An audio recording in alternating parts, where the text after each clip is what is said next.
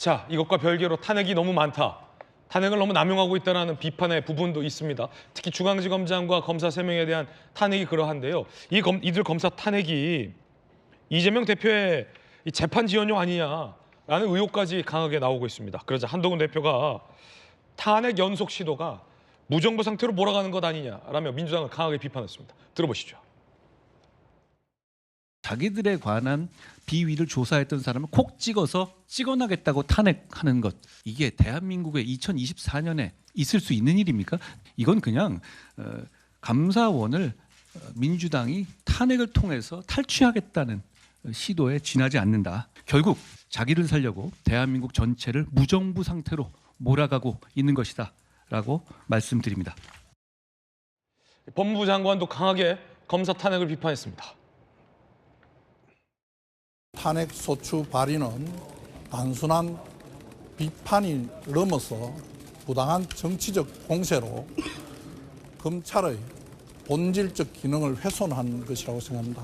검찰의 기능을 마비시킴으로써 우리 국민들의 사법 시스템에 대한 신뢰를 훼손하게 되는 것이라고 생각합니다.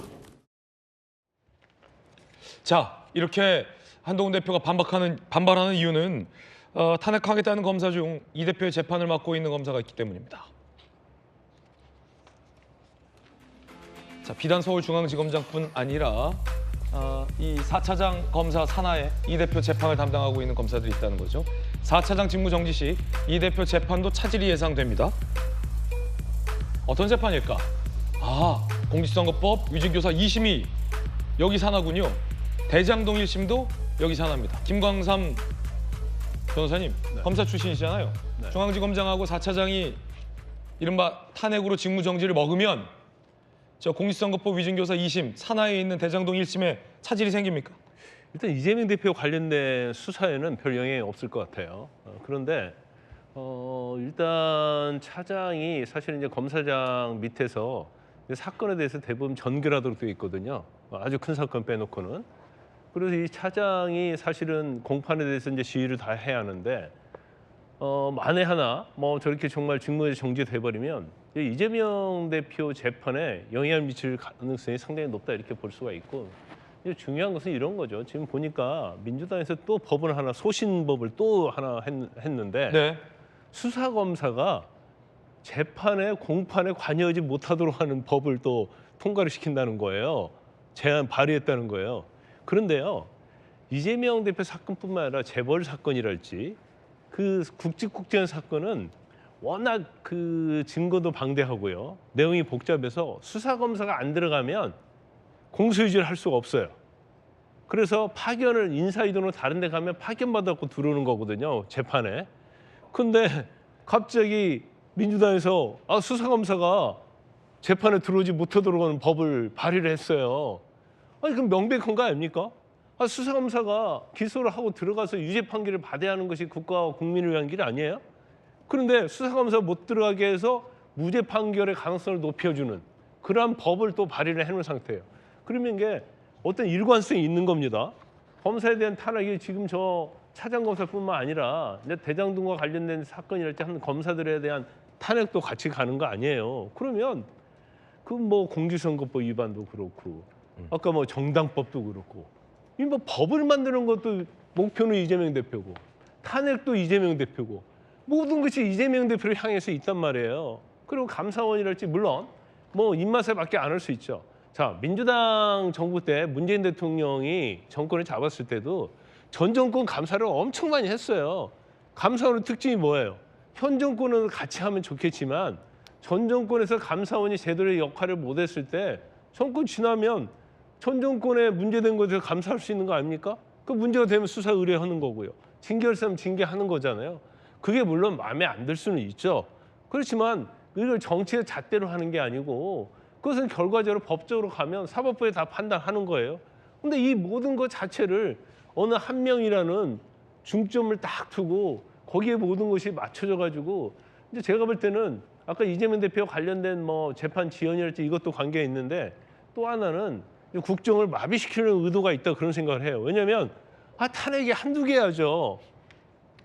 그냥 하고 나면 탄핵하잖아요. 탄핵 발의하고 통과시켰다고 하잖아요. 이게 무수부리의 어떤 다수당의 권력 남용을 하고 있는 거예요. 근데 이제 저게 심판을 받아야 하는데 18번째 탄핵이거든요. 그렇죠. 사실 총선이 멀었잖아요. 거기 대고 여론의 또 비판을 많이 받아야 하는데 또 대통령이랄지 여당이 또 제 역할을 못 하고 있으니까 저렇게 말도 안 되는 그러한 일을 하고 있음에도 불구하고 사실은 여론이나 민심의 심판을 받지 못하고 있는 거거든요. 정말 민주국가에서 있을 수 없는 일이 지금 민주당에서 자행되고 있다 저는 분명히 말씀을 드립니다. 자, 이번엔 그럼 조기현 부위원장님, 탄핵이 너무 많아서 18번째 탄핵이고 그중에 앞서 2번인가 3번인가는 헌재 가서 탄핵이 무효하다며 기각도 됐는데도 불구하고 지금 18번째 탄핵, 2명만 더 탄핵하면 20명을 채워요? 너무 많은 건 아니냐? 뭐 저는 다 탄핵 소추안을 다 봤는데요. 민주당 입장에서도 그렇고 많은 국민들이 공감할 수 있는 위법위원회 내용으로 탄핵 소추안이 발의돼 있다고 봅니다. 전례가 없었기 때문에 무리한 탄핵이라고 비판할 수는 있죠. 근데 그 내용들을 보십시오. 이제 뭐 전에 했었던 사건들을 이제 차치하고 최근에 중앙지검장 등 3명의 검사에 대한 탄핵하고 최재해 감사원장 탄핵이요. 이게 특정 그 감사 결과, 특정 수사가 마음에 안 들어서 탄핵한다. 이게 아니라 특정 세력, 특정 정치 세력을 위한 감사, 특정 정치 세력과 정당을 위한 수사가 되고 있다고 보기 때문에 그런 거 아니겠습니까? 이게 공감할 수밖에 없는 게 감사원장이요.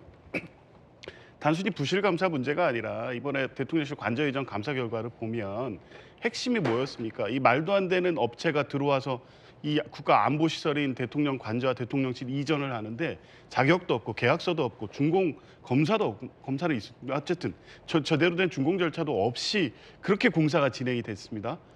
그 업체가 어떻게 들어왔냐가 감사의 핵심이죠. 그 들어와서 이루어졌던 그 위법의 내용은 이게 감사의 본질이 아닙니다. 그런데 그 누가 소개해줬는지는 기억나지 않는다로 거기는 그냥 끊어버렸습니다. 감사에 누구를 위한 감사였습니까? 명확해져 부실 감사를 넘어서 이게 대통령을 국정을 지원하는 감사라는 거를 여실히 보여준 감사였습니다. 이 검찰 수사도요. 지금 이창수 지검장 등의 원인이 뭡니까? 도이치모터스 주가 조작 사건 불기소하고 명품백 불기소였습니다. 이것만으로도 이 수사 자체가 이 정치적 중립성, 공정성의 문제에 대해서 많이 비판하고 있지 않습니까? 거기에 내용을 보면 이게 무슨 탄핵 사안이라고 하지만 당연히 직무유기 문제가 되고 있고요.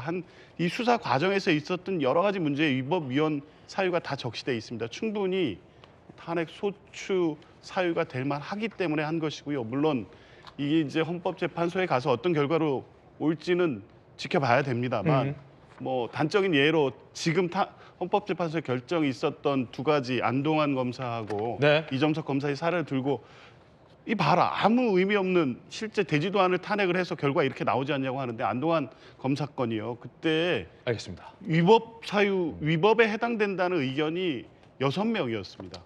그런데 또 다른 검사에 대해서는 전원 기각했는데 예. 그때도 전원 기각 사유에 이 범죄 사실의 일시가 특정되지 않았다는 거였는데 그게 검찰에 자료 요청해 준 게 안 준 거 아닙니까? 이제 그런 거를 보면 뭐 탄핵 재판 헌법재판소의 결정을 네. 지켜볼 만한 사유가 분명히 있다. 네, 어쨌든 국회의 대다수의 의석을 점유하고 있는 민주당이 탄핵을 강행하면 막을 수 있는 방법은 여당에게 없고 결국은 헌재 판단만 기다려야 할 상황이군요.